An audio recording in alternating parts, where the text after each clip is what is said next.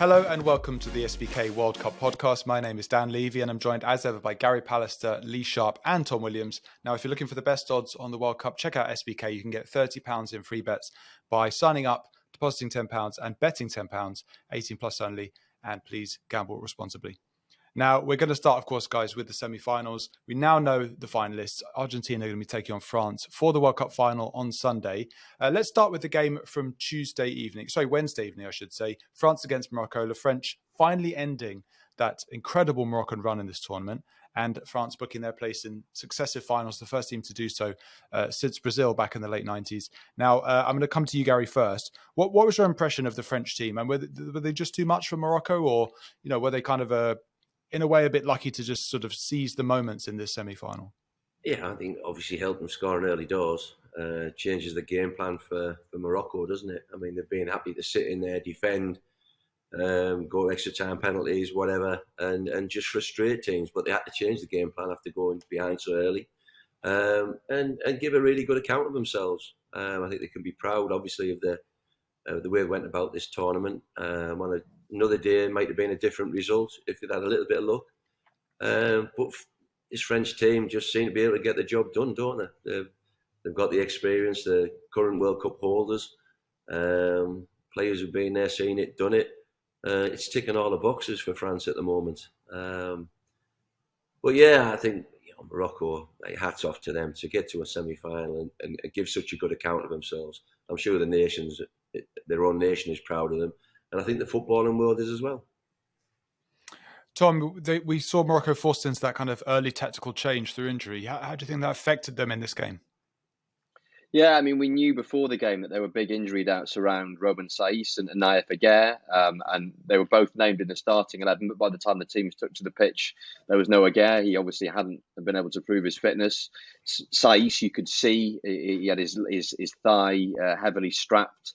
There was a moment when he was beaten for pace by Olivier Giroud, and that's never a good sign for a centre-back if you're getting beaten for pace by Olivier Giroud. So we probably should have known then that he wasn't going to stick around for much longer. And after the game, Walid Regragui, the Morocco coach, basically admitted that one of the reasons that he started with that back five was that he didn't want Aguerd, when he thought Aguerd was going to be starting, and Saïss to have too much ground to cover. He thought it'd make it a little bit easier if they had an extra centre-back alongside them.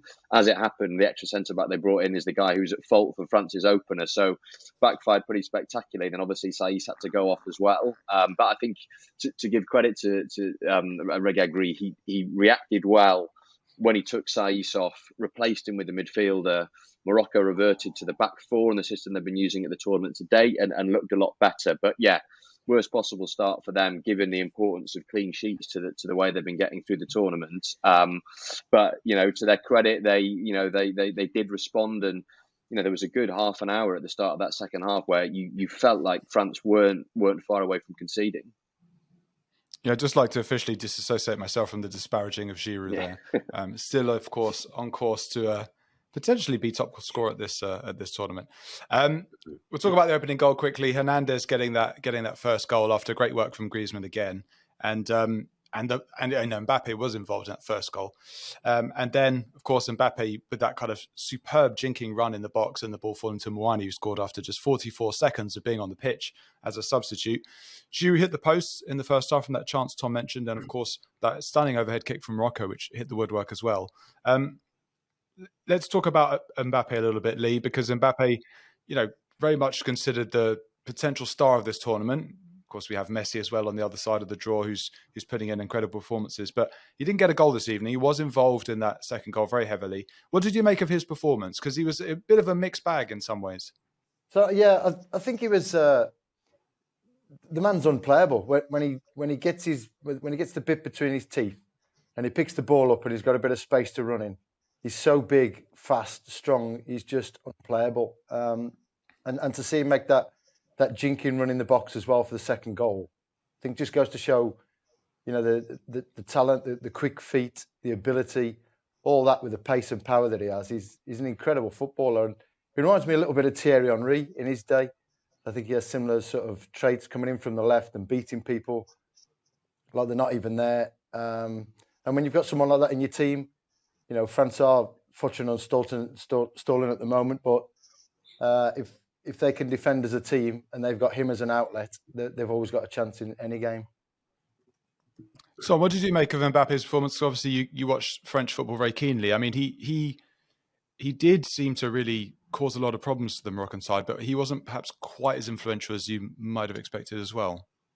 Yeah, I think that's fair. And, similar to his performance against England, I mean, going into that England quarter-final, all the talk was about Mbappé versus Kyle Walker. And we didn't really see Mbappé all that much. I mean, he had a hand in France's opening goal with a dribble down the left-hand side, and the ball ends up getting worked back to Aurélien Tchouameni for that shot that put France ahead. But apart from that, against England, didn't really see him all that much. And then again, last night, didn't see him all that much either. And what I thought was interesting was that Deschamps actually changed his shape, because Mbappe's refusal to do any defensive work on the left-hand side was causing a lot of problems for France. Morocco were getting a lot of joy on their right. And it was only when Marcus Thuram came on for Giroud and Thuram took over on the left and Mbappé went into the middle that France stopped those Moroccan attacks down the Moroccan right-hand side. And it was in that central position that Mbappé, as Lee says, plays the vital role in that second goal with that fantastic dribble, weaves away from Hakimi, beats a couple of men, and a bit of luck with the shot getting deflected into the path of Kolo Muani, but another example of his brilliance. But yeah, I feel like he has been a little bit off the boil in those last two matches, albeit has shown in both games that he is capable, at the drop of a hat to do something spectacular and produce a goal. But I feel like there is a little bit of pressure on him maybe going into this game. He's now joint top scorer with Messi. He hasn't really been at it the last two games in terms of hitting top form. And if he is going to, if France are going to successfully defend their title, and if Mbappé is going to win his second World Cup, they'll probably need him to produce a little bit more.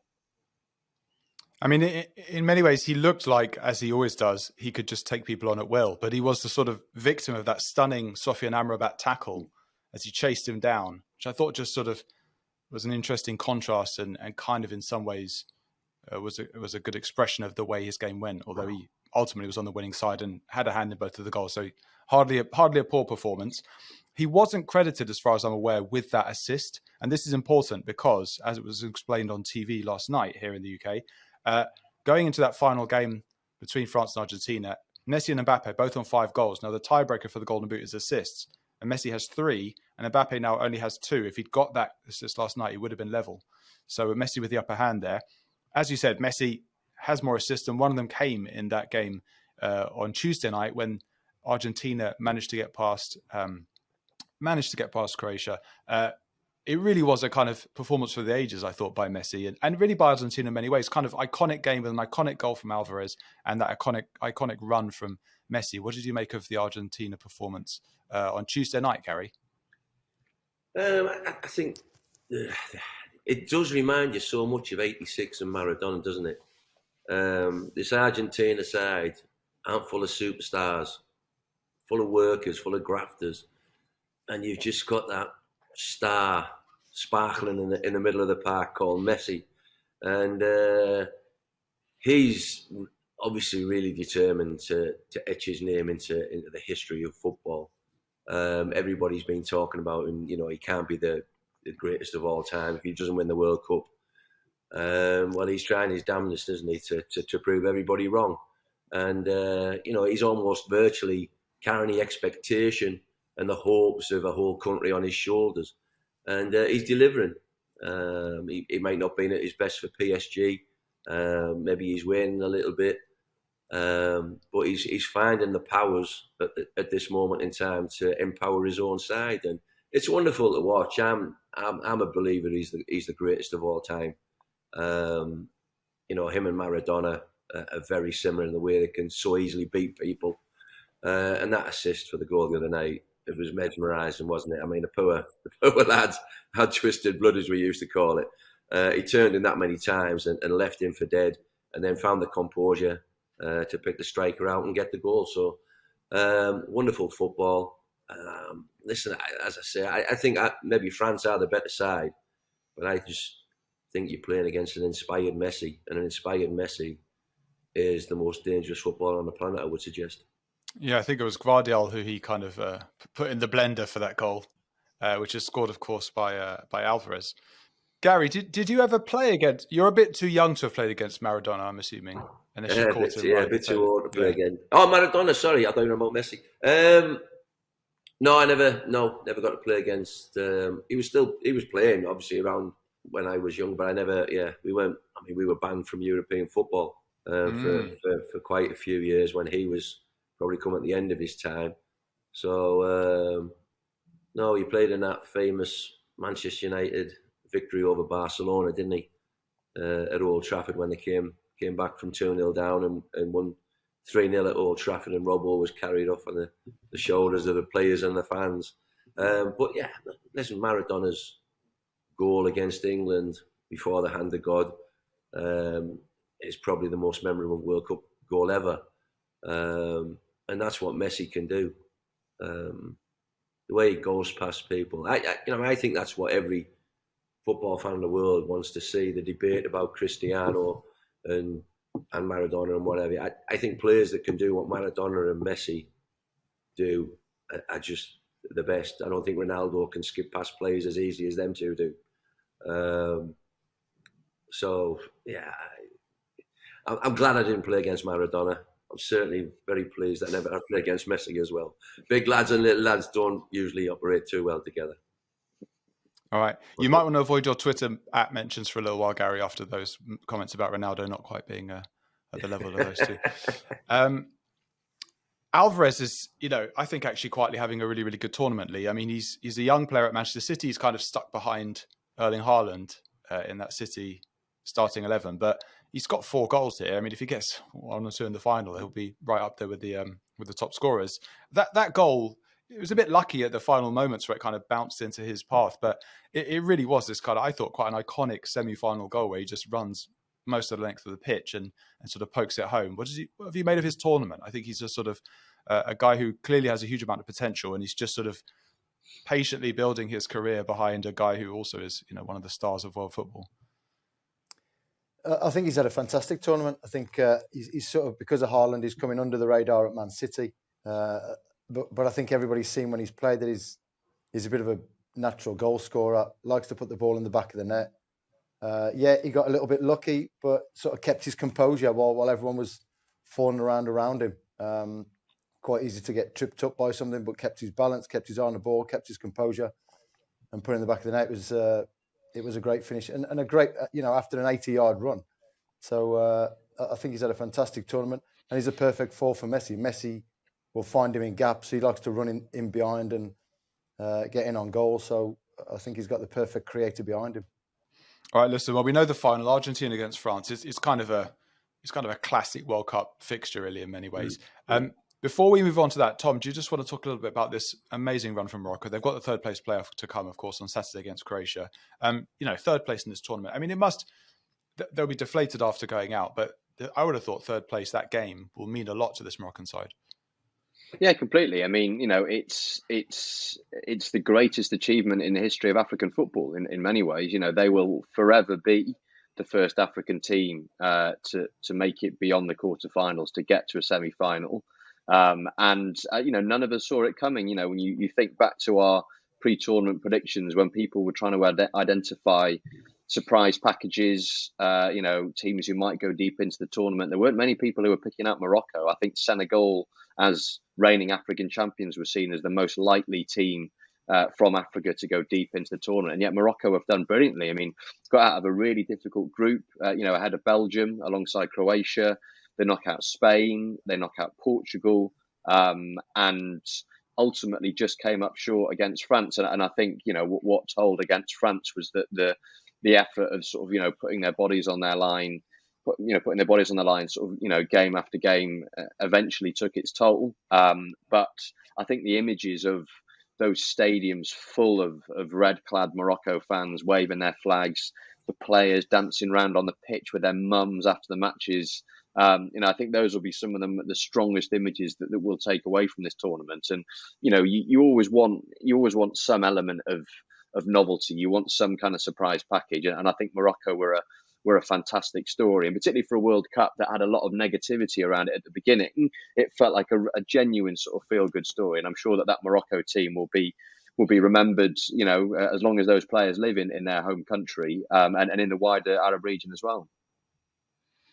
Yeah, I mean, it's been a phenomenal run. And as you point out, it's not just like they kind of got a comfortable draw and managed to win a few games on penalties just to get through. They put Belgium out, they put Spain out, they put Portugal out, admittedly with one shootout in there, but it was an incredible run. And of course, it's not over. They do have that third place playoff on Saturday against Croatia, and I think they'll really fancy their chances of sealing I think what would be an amazing final position in this World Cup. And they made Ronaldo cry, which will make loads of people happy. Tom also avoiding his Twitter mentions then for the next 24 hours. Let's look ahead then to the final, Argentina against France. Firstly, I'd like a prediction from all of you and a little justification. So I want who will win the World Cup and what will the score be, okay? And we'll go with you first, Gary, and just give a kind of 30 to 60 second spiel on why you think your well, I'm going to go with Argentina. So I'm just going to go with my heart and what I would hope to see. I think that Messi is just the player who's going to make this World Cup memorable for him.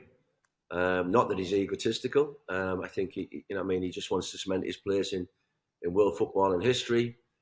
And I think he's going to be hugely influential. It's going to be interesting to see how Deschamps tries and deals with Messi, and if indeed you can stop him.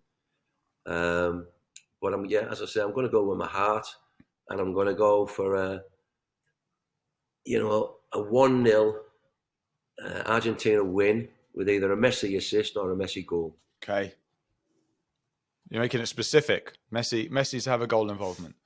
Yeah. All right. Okay, Lee, how about you? Who do you think is going to win this, and what do you think the score will be, and why? I'm going to go Argentina 3-1. I think with Messi probably retiring after this game and having his last game for Argentina, I think he'll lift the World Cup. I think Mbappé has got plenty more World Cups to come his way to have a chance of winning it. I think going forward, I think Messi will create too many chances and Alvarez will pop a couple in.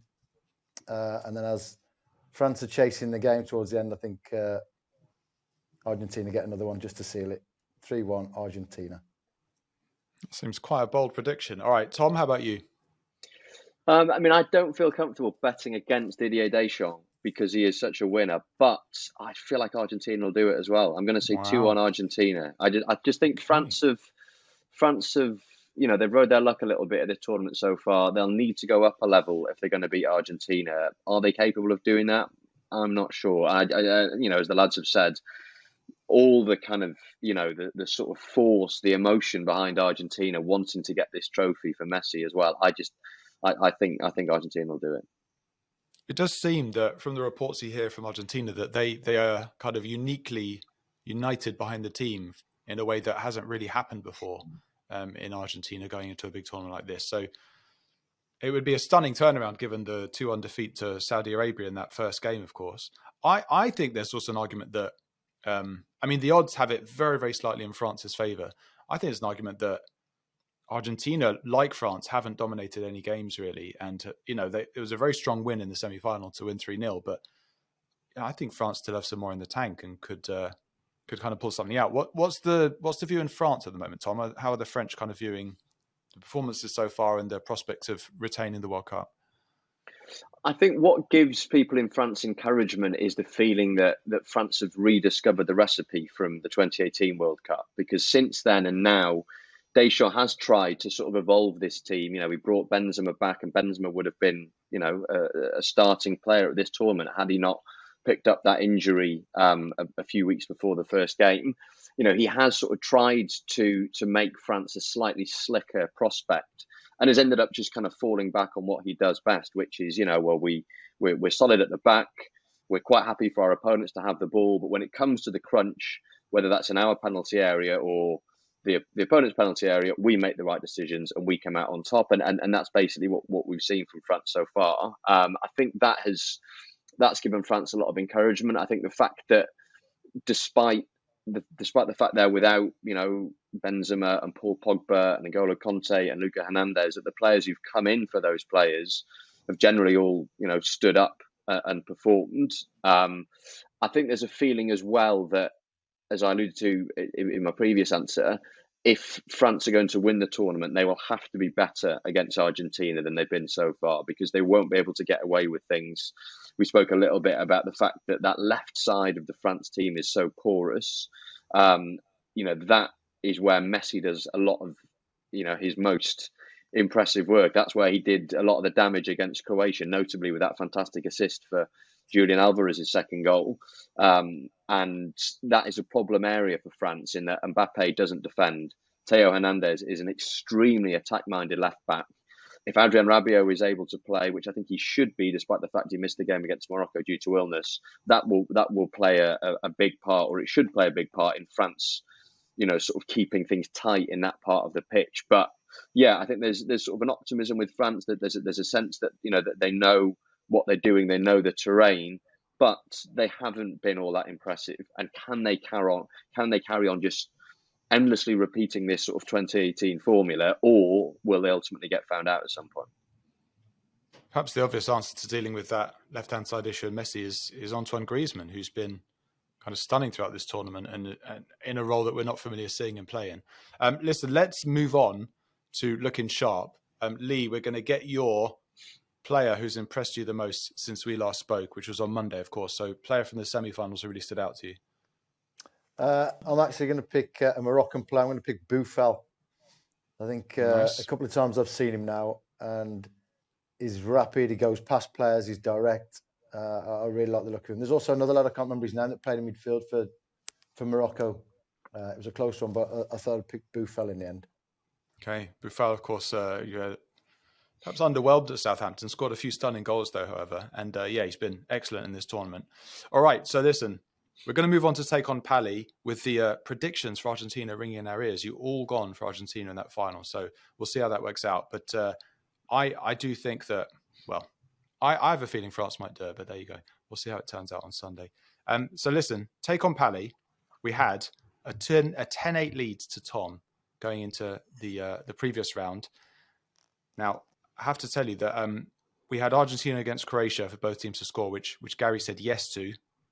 And of course, Tom said no. And that's a +1 for Tom because Croatia did not score in that game. France v Morocco over 2.5 goals. You both said no, so that's a point each. And then Salford against Port Vale. You all know the result, of course.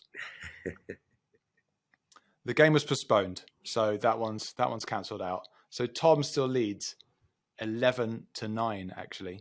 Wow. Hang on. That's 12-9. Maths has not 12-9. Thank you. 12-9. Beg your pardon. So Tom leads by 3. So Gary, you're going to really need something from this final or his penultimate round. Well, it's the final round, of course, because we won't be doing this on Monday. So it's 12-9 to Tom. You need all 3 just to get to a shootout, Gary. So the first one is... No pressure. I think I'm done. I don't like to be a defeatist, but I think I'm done. Lee's calling for double points, which I think double is points last round. Yeah, that's a shout, Sharpie. I like that, mate. Make it exciting. Festive spirit and all that. Can't move the goalpost halfway through. Come on. Have you front-loaded? You front-loaded all of your wisdom into the early rounds, Tom. Let's go with double points. I like that as an idea. Oh, what? Croatia v Morocco. Sorry, Tom. Christmas spirit, Tom. Come on. Croatia v Morocco, the third place playoff. Both teams to score. Gary, you can go first. Yes. Tom can just agree with you. I know. Yes. You say yes. Should have made Tom go first. I know, but I did the double points thing, so I felt a bit. I needed to bounce that. I think that's Tom? Well, go on. Go on, Tom. I mean, you'd think they played in the group stage, and it was 0-0. And it was 0-0. And I think I'm right in saying the third place player for the last World Cup finished 0-0. But you'd think they'd have a go, given they've got, it's only the third place playoff. You often get some stunning goals, and you feel like people do let loose in the third place playoff. Yeah. What? Sorry, I forgot the question already. There's no pressure, is there? What's the question? What are we guessing? He doesn't even know the question, No, Gary. the question, I think you should you deduct a point for not listening. you should get 2 points for Deduct a this. point for not listening. Got a 3-point lead, lads. I need to listen. Now down to 2. It's both teams to score. Both teams to score. No, Croatia v Morocco at the World Cup. I'm going to say no. I'm going to say no as well. I'm going to be sensible. Okay, Gary said yes, just for the record. Argentina v France. Who will win? You both said Argentina. Should we just stick with your answer? You got to stick with your team, Tom. I guess you have to, don't you? Team. French through and through. Well, I'm thinking tactics now. No, I mean, I've said Argentina. I'll stick with Argentina. But you clearly want to say France. Kind of, yeah. I just want to cover my back. I'm going to put France. Because then we've got a bit more jeopardy in the points allocations. Hang on a sec. There's going to be a steward's inquiry here. So it's me versus Dan, really. Tom, do you want France or Argentina? Or fine, we'll put Argentina if Please, you want. I feel like in the interest of me being consistent and not sounding like I just say the first thing that comes into my head, I should say Argentina. Okay, but I've got to go France then, even though I don't. Oh wow! Want to. Okay. I'm playing the game. You know what I mean? I've got to you know what I mean? Get this back somehow. Yeah. Tom, I think your hesitation means that the cat is out of the bag with regards to you just saying the first thing that comes to your head, but it's fine. We'll put Argentina down. Okay, Burnley against Middlesbrough in the Championship. Oh wow, that's a killer. Over 2.5 goals. Over 2.5 goals. Burnley versus Borough. Oh, right. Over 2.5 goals. 5-0 Borough, surely. Cool. I was at the Borough at the weekend. Struggled first half. Played well second half. Stop giving Tom intel. Yeah. Oh, Burnley are flying, aren't they? Top of the league, man. But they've just, at the last away game, they went away to Norwich and beat Norwich. God.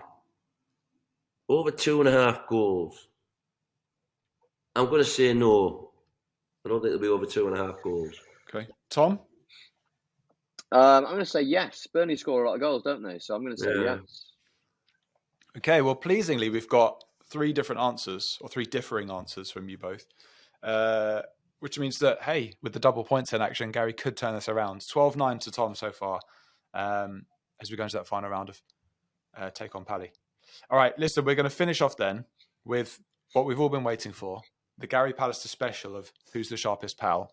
Because we had the Lee round, and now we've got the Gary round. So these are 5 questions each worth a point. Oh, no. I have not taken the time to tot these up, so I have no idea who's winning or losing.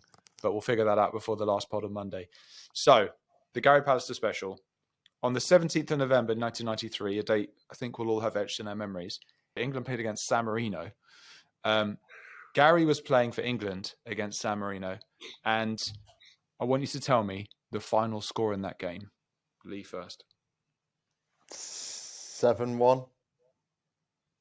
Gary? 7-1. Can you tell me who scored first? Yes. It says here in the notes, what was Gary doing? I was shouting, pass it back, PSC, pass it back. I think it was we didn't get there. 8.3 seconds. It took for remember 7 it well, seconds. mate. I remember it well. Didn't England need to win by 7? And they did. Yeah. No. Pally was still waving at his mum in the crowd, I think. And this was like a World Cup qualifier, I think. Was it the final? We wouldn't have qualified even if we'd have won by 7. Sure, it wasn't. Okay. Ian Wright, I think, scored like 3 or 4 in that as well. I think he scored 4. Yeah, there you go. I think I remember watching that on TV. Yeah. Okay, that is a point each. How many times has Gary played for England against Germany? Lee first, obviously. Oh, my word. Against Germany, I'm going to say 3. Okay, Gary? I can only remember 2.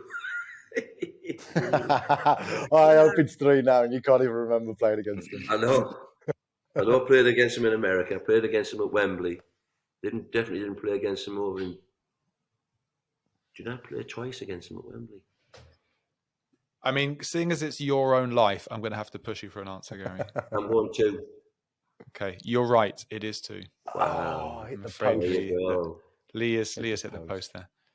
He's hit the post and Good it's effort, mate. bounced across and hit the other post, but it's gone out. Scam. Okay, on the 15th of February 1995, England and Gary were defeated by the Republic of Ireland in Dublin.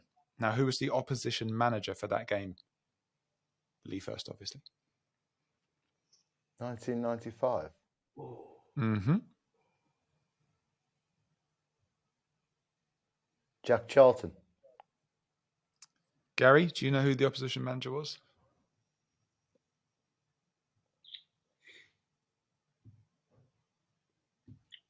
Is that not the game that's the game that got cancelled, wasn't it? I'll be honest with you, I don't know. Yeah, the game never finished. Yeah, I don't think. Yeah, he's got you on a technicality there, Dan. I don't think, Yeah. Another question, please. Another question. We didn't get beat. It was nil and void. Null and void. Okay. In the game that got cancelled that you played in, who was the manager for the other team? Was Jack still there, Odd? Maybe. You're right. There was a riot that caused the end of the game. Is that what happened? How is this news to you, Dan? This was a big story at the time. This was a massive story. First time we played in Dublin in so many years, and it was hell on. I was 12, so I might have missed it. Maybe it was in your breakdancing days. You weren't keeping such a close eye on the footy. It was a few years later. Dan was a future champion breakdancer, by the way, lads. A future champion. Yeah. Sorry, a future champ. Yeah. Don't send the videos, whatever you do. But I'm trying to think when the Irish lads stop coming back and enjoying themselves. Listen, you got to Dr. Point here for time. Gary, I need an answer. I'm going Jack Charlton. Oh, that feels a bit cheap, but fine. It is Jack Charlton, but it's hard not to feel that you just piggybacked on Gary's answer there. But hey, he's played the system and he's won. Well, no, I'll give you the right answer. Drawn. I knew it was close between. Was it not? When did Mick McCarthy come in? Do we know what year that was? I don't, but it was. I'll ask Keeney. Presumably not That's that long. right. Could text Roy quickly. Yeah.